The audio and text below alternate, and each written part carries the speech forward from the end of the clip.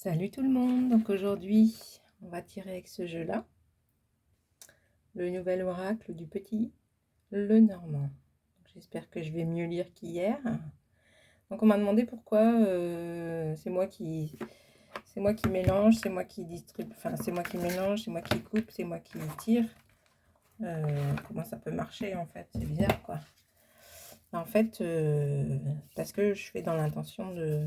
C'est pour vous que je le fais pas pour moi, je me pose pas de questions au moment où je tire. En fait, je bats pour vous, je coupe pour vous et je tire les 3 cartes pour vous. Donc, pendant que je mélange, voilà, il est temps de vous poser votre petite question. Allez, vous êtes prêts? Vous avez votre petite question? Quand vous aurez fini celle-là, vous pourrez préparer celle de demain. Allez, on y va. Donc, petite question. Quelle est votre petite question? On va avoir la réponse à votre question là tout de suite. Allez, on y va. Carte 1. Si j'ai envie de celle-là. Carte 2. Et carte numéro 3. Vous avez choisi votre carte? Changez pas, hein? Là, si vous changez, c'est avant. Non. Je ferai des numéros ce week-end.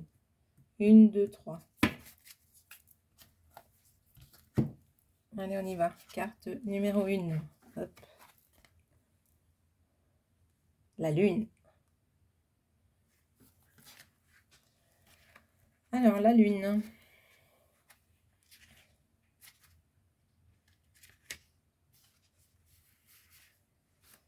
Le 8 de cœur. Créativité, foyer, bonheur, joie, sécurité.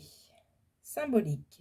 Tout comme la carte de la femme, la lame de la lune représente la féminité, l'intuition, l'inspiration, la créativité, la douceur, l'intention, le foyer.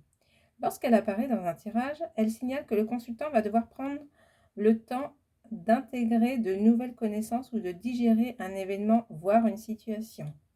Rattachée à l'image de lunaison, cette carte indique que le consultant évolue en fonction des cycles. Il faut donc... Oh, ça y est, j'ai encore du mal. Et c'est le matin, hein? Bon, allez, on y va. Il faut donc un parcours à vivre avant d'atteindre un objectif. Sur le plan professionnel, elle invite à suivre ses intuitions ou ses rêves sans pour autant manquer le réalisme. Elle représente une période riche en projets en entreprise. Elle conseille de laisser aller à l'imagination. Au négatif, c'est la désillusion, la perte de repères, le brouillard, la perte de confiance en soi. Sur le plan amoureux, elle peut symboliser le cocon familial, une relation amoureuse fusionnelle, une idylle sympathique, une grossesse ou une naissance, l'achat d'une maison à deux. Dans un contexte négatif, elle représente les doutes, les interrogations, les craintes, les peurs, les déceptions. Voilà. S'il vous plaît, c'est comme ça à l'intérieur du livre. Alors, pour ceux qui ont choisi la carte numéro 2, la maison, décidément. Numéro 4.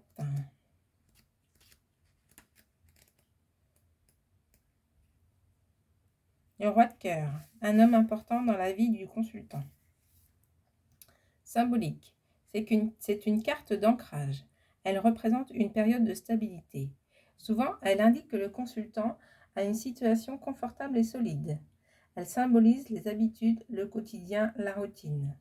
Dans un jeu négatif, elle peut parfois signaler un enfermement psychologique ou psychique. C'est la carte de la famille, du foyer, de l'hérédité. Sur le plan professionnel, elle peut indiquer que le consultant travaille chez lui ou a créé son entreprise, voire qu'il travaille en famille.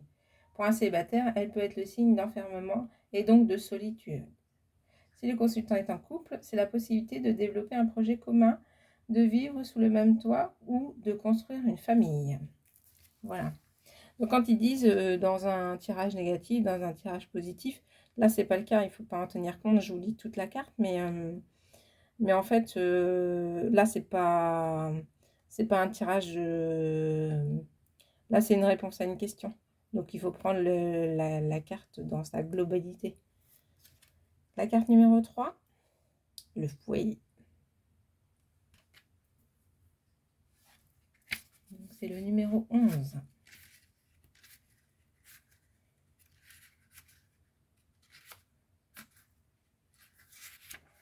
Alors, le fouet. Le valet de trèfle. Inflexibilité ou détermination permettant de faire face à tout. Elle est considérée comme une mauvaise carte. Bon, bah voilà, ils le disent dès le direct. Si vous avez choisi la 3 et que vous avez une question oui, non, bon, bah là, c'est non. Alors, dans un tirage en première position, patati patata, on s'en fiche. Elle symbolise les cicatrices, la souffrance, la violence, la douleur dont on a du mal à se défaire. Sur le plan sentimental, elle peut représenter une relation malsaine, la soumission, la perversion, les relations sadomasochisme. Sur le plan professionnel, c'est la souffrance au travail, le harcèlement, l'insatisfaction, les diverses problématiques que l'on peut rencontrer au quotidien, le revers de la médaille. D'un point de vue psychologique, c'est le symbole de la détresse, de la dépression. Ah bah super, on finit avec ça, on est content. Bon bah voilà. Donc voilà pour ce tirage d'aujourd'hui. Bah, dites-moi en commentaire ce que vous avez choisi, qu'est-ce qui s'est passé, si c'est représentatif ou pas, si vous voulez que je fasse un tirage plus approfondi. Voilà, n'hésitez pas à m'en faire la demande. Je vous souhaite une super journée, en tout cas, même si vous avez choisi la carte numéro 3. C'est sûrement qu'il y a des raisons, donc j'ai pas de doute par rapport à ça. Les cartes mentent rarement. On y croit pas, hein, ça fait comme l'horoscope, on en fait ce qu'on en veut. Je vous souhaite donc une très belle journée. Je vous fais plein de bisous et je vous dis à bientôt. Salut, salut!